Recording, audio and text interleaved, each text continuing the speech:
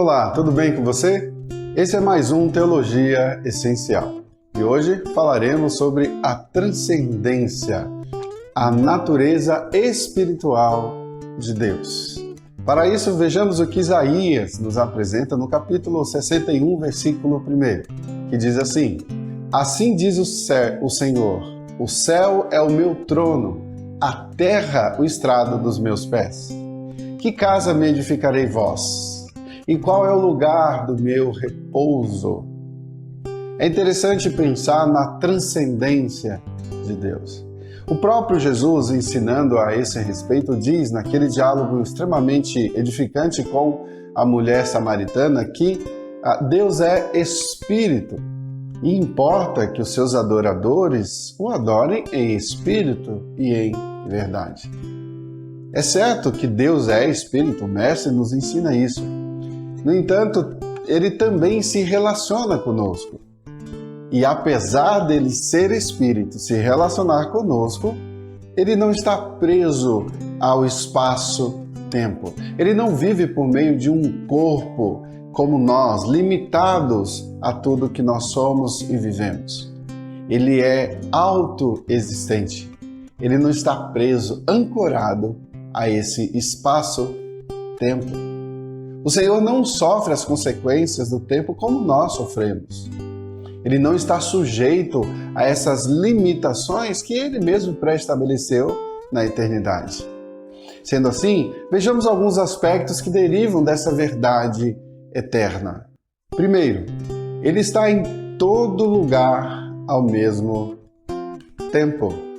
Então, não há um momento no presente, no qual ele esteja contido, preso, amarrado, acorrentado, como nós somos, seres finitos. Chamamos essa liberdade limitativa de Deus de sua infinidade, imensidade, sua transcendência. É um Deus que vai além de tudo que nós conhecemos.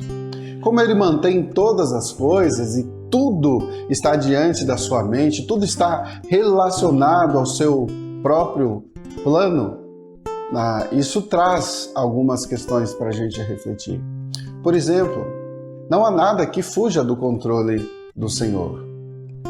Como o salmista diz, ele não dormita, ele não cochila, ele está atento o tempo inteiro àquilo que ele mesmo estabeleceu. Segundo, Deus é imutável, totalmente consistente, coeso, coerente, perfeito. E por não estar sujeito ao tempo, também não está sujeito à mudança. Nele não há sombra de variação, nos ensina a Escritura. Ele está sempre ativo no seu mundo, ele está sempre coordenando, estabelecendo, sustentando tudo o que existe. E é justamente seu caráter imutável que garante a sua fidelidade aos seus planos, a tudo que ele fez e a tudo que ele criou. As palavras que ele mesmo anunciou e predeterminou se cumprem. As suas promessas não tem como dar errado. Ele não pode ser tomado de assalto, ele não pode ser pego de surpresa, não é? Terceiro, os sentimentos de Deus não estão fora do controle como estão os nossos sentimentos. Tudo nele, tudo que está relacionado a ele, tudo que ele sente e faz, é uma escolha deliberada e voluntária.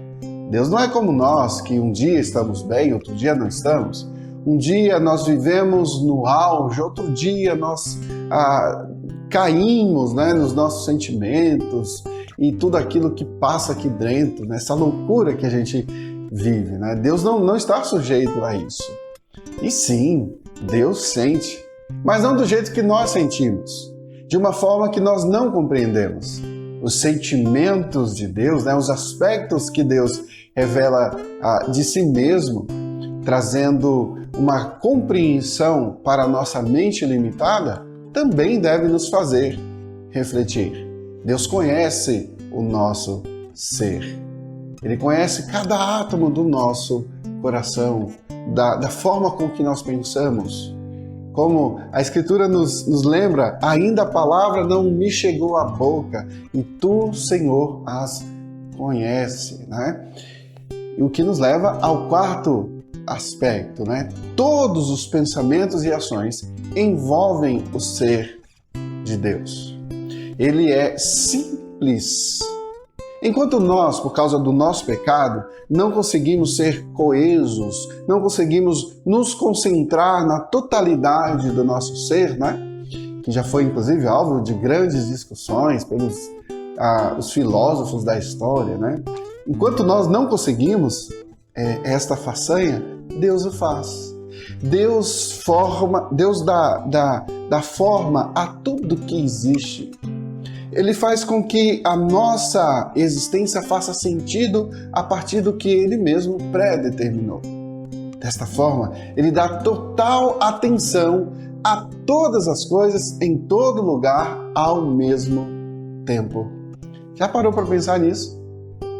Deus está coordenando exatamente tudo ao mesmo tempo, para que flua, convirja para aquilo que Ele quer. Quinto elemento. Ele é espírito e deve ser adorado em espírito e em verdade. Nós aprendemos nesse diálogo com Jesus, com a mulher samaritana, esses aspectos da adoração a esse Deus transcendente.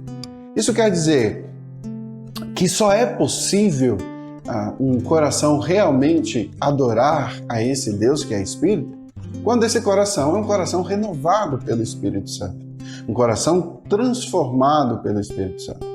Em verdade, significa que devemos adorá-lo com base na revelação da realidade que Ele mesmo estabeleceu, da realidade que tem o seu ápice em Jesus Cristo. Já parou para pensar naquele diálogo incrível que ele está tendo com a mulher e ele se revela a ela desta forma? As expectativas que devem ter efervescido no coração dela ao receber aquela mensagem, uma mensagem que transformou completamente a sua vida.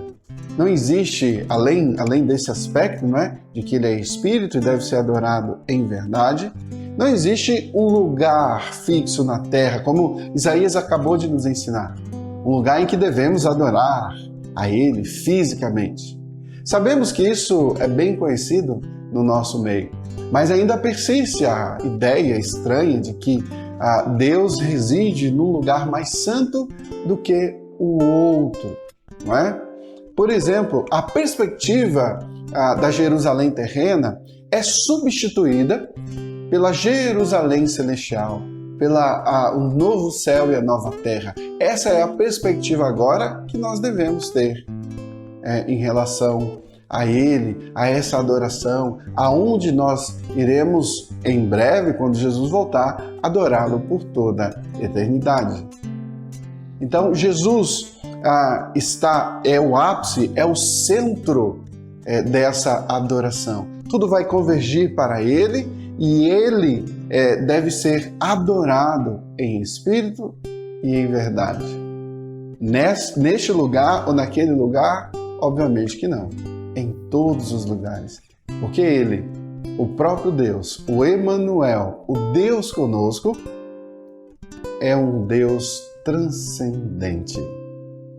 E Ele está disponível universalmente. Ele está presente universalmente. E isso faz parte das boas novas. O nosso Senhor e Salvador Jesus é um Deus transcendente, mas também um Deus que se relaciona conosco e recebe a nossa adoração. E é isso. Esse foi mais um Teologia Essencial. E nós falamos sobre a transcendência de Deus, a natureza espiritual de Deus.